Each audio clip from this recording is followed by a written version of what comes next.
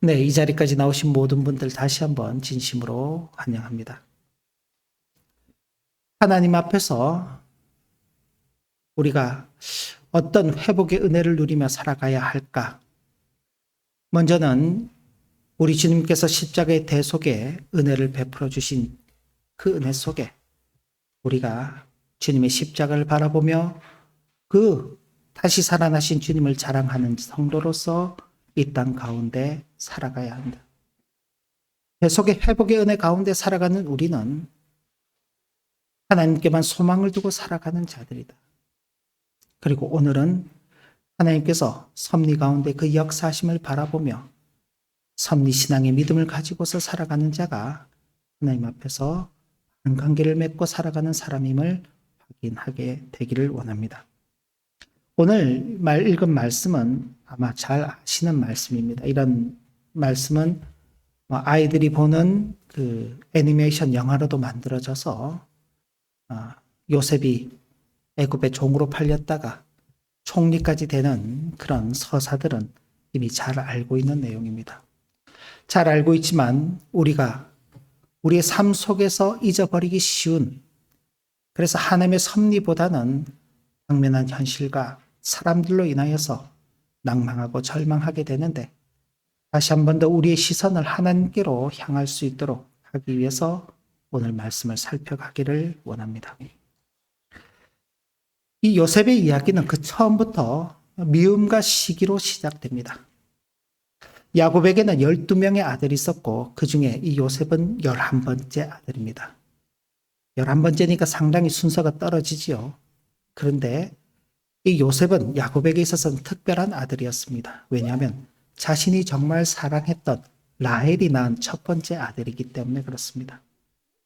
외삼촌 라반 집에 가서 수년을 일을 하면서도 그 수년이 힘들지 않았던 것은 라헬과 결혼할 수 있다는 그 생각 때문에 그렇게 보냈는데, 안타깝게도 라헬과 결혼하지 못하고 그 언니 레아와 결혼을 하고 라헬과는 그 다음에 또 다시 결혼을 하게 되는 것입니다. 그때는 그렇게 사랑했던 라헬이 낳은 아들이기 때문에 이 요셉에 대해서는 남다른 정이 있었습니다. 그래서 요셉이 17살 되던 때에 그에게 채색옷을 지어 입혔다고 성경은 기록하고 있는데, 채색옷은 당시에는 족장이나 그 후계자들이 입는 옷으로 그렇게 알려져 있습니다. 11번째 아들인데도 아주 남다른 사랑을 가지고 요셉을 대했다는 것을 알 수 있습니다. 근데 문제는 그 요셉으로 인해서 다른 형제들이 시기하고 질투하게 되는 것입니다. 몇몇의 에피소드들이 있지만은 아무튼 그런 일들을 통해서 요셉은 형제들에게 미움을 받게 되고, 형들이 양대를 치고 있는 곳에 아버지 대신해서 인사를 갖다가 그 형들에 의해서 사로잡히고 구덩이에 빠지게 되고, 심지어는 노예로 팔리게 되는 그런 일들도 겪게 됩니다. 애굽의 노예로 팔려갔지만은 그것도 편하지 않았습니다. 바로의 시위대장이었던 보디발 집에 노예 생활을 하던 중에 그 아내의 유혹을 거부했다는 이유로 누명을 쓰고 감옥에 갇히는 그런 신세까지 이르게 되었습니다. 모든 가정들 우리가 참 겪지 않았기 때문에 그냥 참 이 스토리로 이렇게 이야기할 수 있지만, 막상 우리가 그런 현실에서 살게 된다면은 참 고통의 연속일 것이고, 그 억울함을 해결할 길이 없어서 참으로 원통했을 것이다, 그렇게 여겨집니다. 그런데 중요한 것은 그 과정 속에서도 하나님께서 여전히 일하고 계셨다는 사실입니다.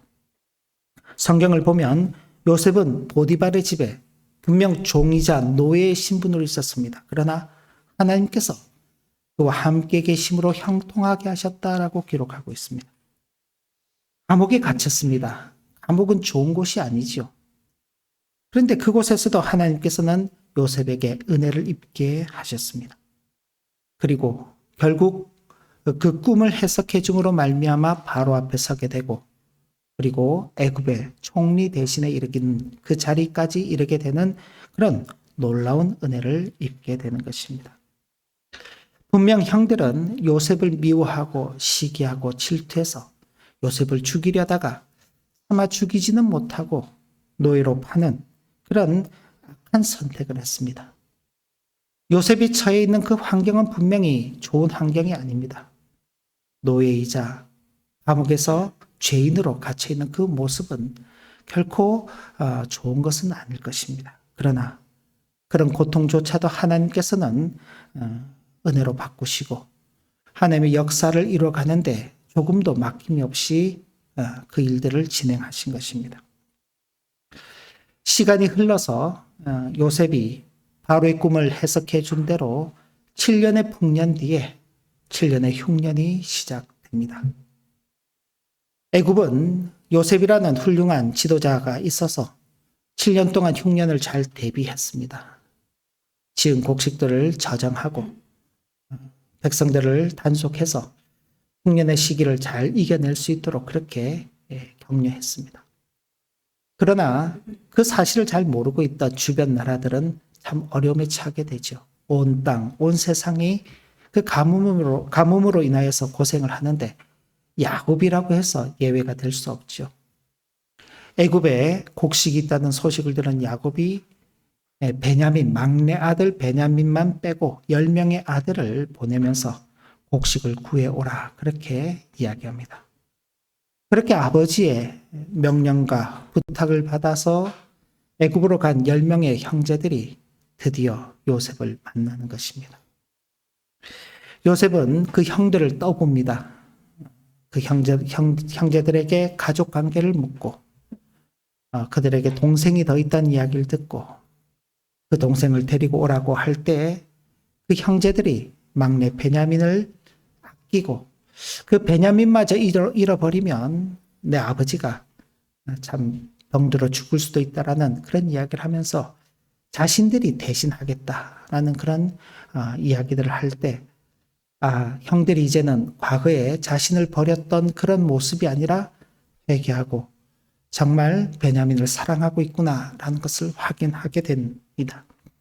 그리고는 이제 자신의 신분을 밝히는 것입니다. 오늘 본문의 내용이 이제 그런 내용입니다. 사람들을 다 떠나보내고 그 정을 억제하지 못하고 눈물을 흘리면서 형님들 내가 당신들의 동생인 요셉입니다. 이렇게 밝히는 것입니다. 요셉은 반가워서 밝혔겠죠. 그런데 형들은 어땠을까요? 반가웠을까요? 두려웠을까요?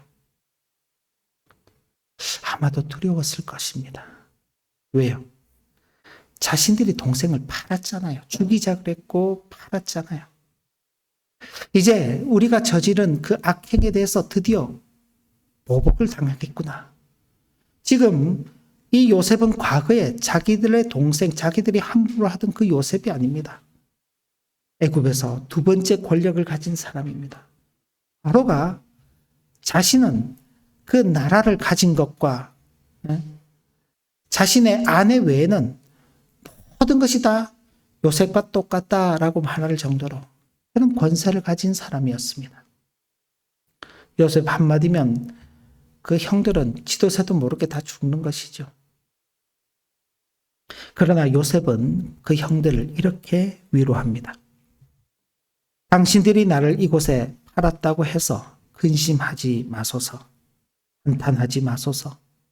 하나님이 생명을 구원하시려고 나를 당신들보다 먼저 보내셨나이다 라며 오히려 형들을 위로하였던 것입니다. 자신을 미워하고 자신을 판 형들에게 복수할 수 있는 절호의 기회가 아닌가요? 근데 요셉은 그렇게 하지 않았던 것입니다. 요셉은 자신을 판 주체를 형들이 아니라 하나님으로 고백했습니다. 당신들이 나를 이곳에 팔았다고 해서 근심하지 마십시오. 한탄하지 마십시오. 하나님이 생명을 구원하시려고 나를 당신들보다 먼저 보내셨나이다. 분명 요셉을 판 건 그 형들입니다. 그런데 요셉은 하나님께서 자신을 보내셨다고 믿었던 것입니다. 이는 자신을 괴롭힌 사람, 자신을 힘들게 한 현실에 매몰되지 않고 그 배후에서 역사하시는 하나님의 손길을 바라보았기 때문에 나올 수 있는 신앙 고백인 것입니다. 우리는 많은 경우에 사람을 보죠. 우리는 많은 경우에 현실을 봅니다. 저 사람 때문에, 이 현실 때문에 내가 힘들어서 살 수 없느라고, 나를 힘들게 한 저 사람, 이 현실에 대해서 뭔가 좀 대갚아주면 좋겠다고. 그런 사람에게서는 이런 신앙의 고백이 나올 수 없는 것입니다. 그러나 요셉은 그 배후에서 역사하시는 하나님을 바라보았던 것입니다. 이것이 바로 섭리를 바라보는 신앙입니다. 사람의 행동 뒤에 있는 하나님의 뜻을 보는 것, 현재의 고난을 하나님의 큰 계획 속에서 이해하는 것, 과거를 원망이 아니라 섭리로 해석하는 것입니다. 같은 사건도 어떻게 해석하느냐에 따라 인생이 달라집니다. 인간 중심으로 보면 상처가 되지만 하나님 중심으로 보면 섭리가 되는 것입니다. 우리가 실수하는 부분이 바로 여기죠.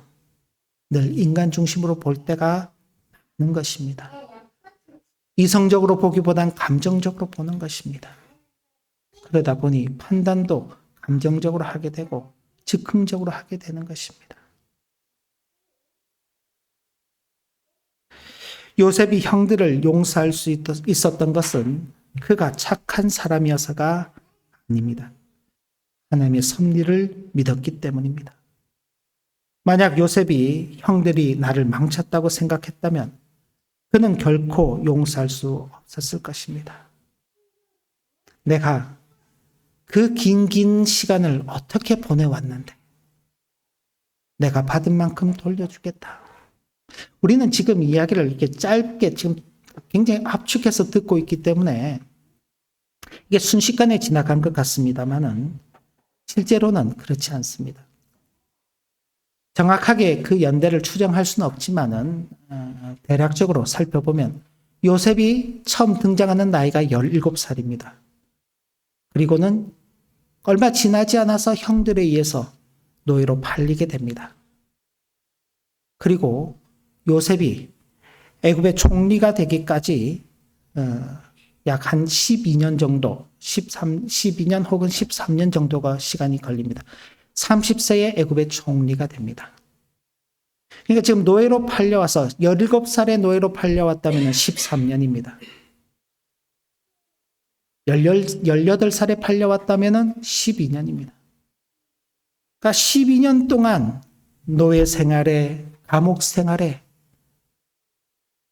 온갖 수모와 고난을 다 당했던 것입니다. 그 시간이 쉬웠을까요?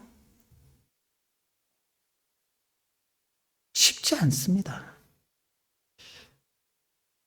저희 가족이 지금 여기 독일에 이주해서 와서 산 지가 이제 10년, 11년 차인데, 그 11년 이렇게 여기 독일에서 지금 21세기의 독일에서 살고 있는 것도 쉽지 않아요.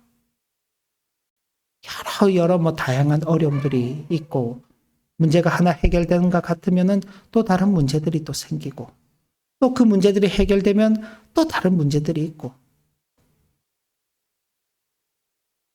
21세기 좋은 시대에 그것도 세계적으로 알려져 있는 선진국에서 살고 있는데도 쉽지 않아요. 감옥살이 하는 것도 아니고 종살이 하는 것도 아닙니다. 근데 요셉은 형들에게 의해서 팔리고 노예 생활에, 억울한 감옥 생활에 끝이 보이지 않는 것이죠.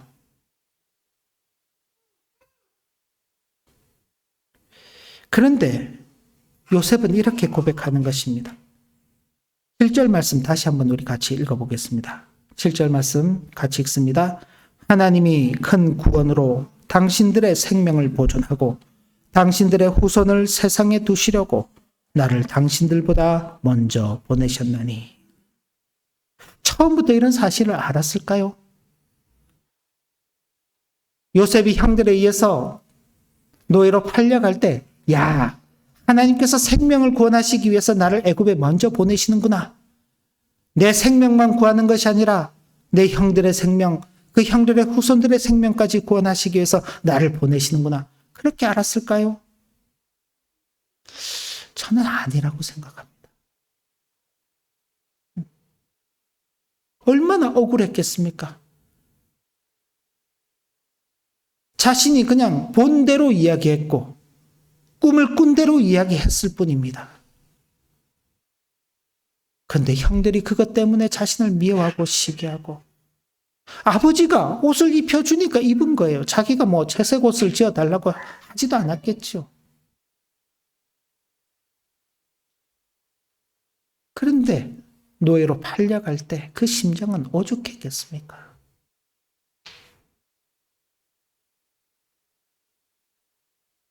그래도 험한 곳으로 가지 않고 시위대장 보디발의 집으로 팔려가서 종살이를 할 때 하나님께서 형통하게 하셔서 나름 잘 지낼 수 있었는데 주인의 아내가 유혹하고 그 유혹을 거절하는 것 때문에 누명을 쓰고 다시 감옥에 갔을 때 그 마음이 얼마나 무너질까요? 노예로 팔려온 것만 해도 참 비참한데 이제는 죄인의 신세가 되어서 죽을 날만 기다리는 것입니다. 죽을 날. 감옥에서 신락 같은 희망을 보죠. 술 맡은 관원과 떡 맡은 관원의 꿈을 해석해 주면서 정말 그 꿈대로 한 사람은 살림을 받고 한 사람은 죽임을 당하게 됩니다.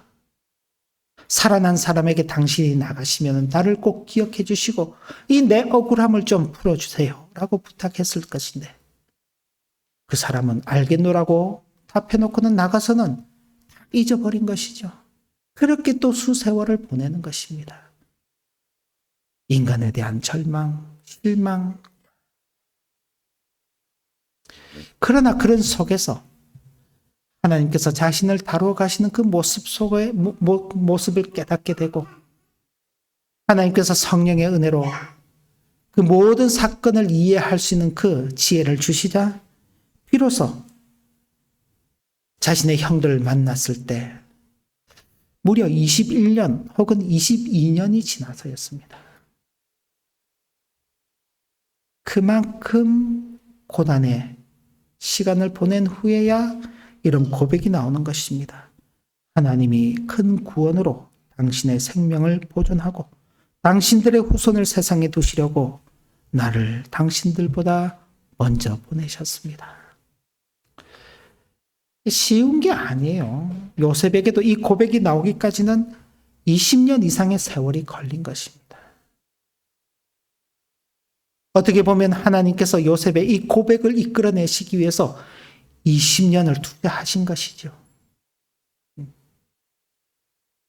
요셉의 고난은 요셉 한 사람의 성공을 위한 것이 아닙니다. 이스라엘이라는 거대한 믿음의 가문을 보존하고 더 나아가서 그 가문 가운데 오실 메시아의 그 통로를 지키기 위해서 하나님께서 거대한 구원의 역사를 이루시는 것입니다. 이를 위하여 하나님께서는 먼저 요셉을 연단하시고 고통의 자리에 두신 것입니다. 만약 요셉이 이걸 부정하고 거부하고 포기해버렸다면요. 어떤 열매도 나오지 않는 것입니다.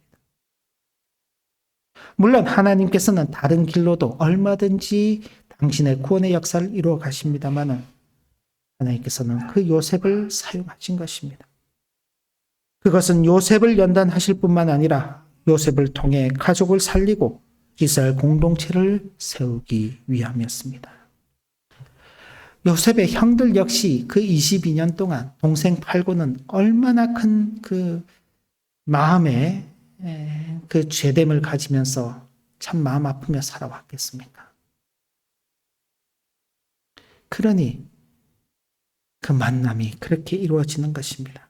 그리고는 요셉은 나를 이리로 보낸 이는 당신들이 아니요 하나님이시라 라고 다시 한 번 더 강조하는 것입니다. 요셉은 형들을 용서하는 데에서 멈추지 않았습니다. 한 걸음 더 나갑니다. 그 형들에게 속히 아버지를 모셔오십시오. 앞으로 고센 땅에서 살게 될 것입니다.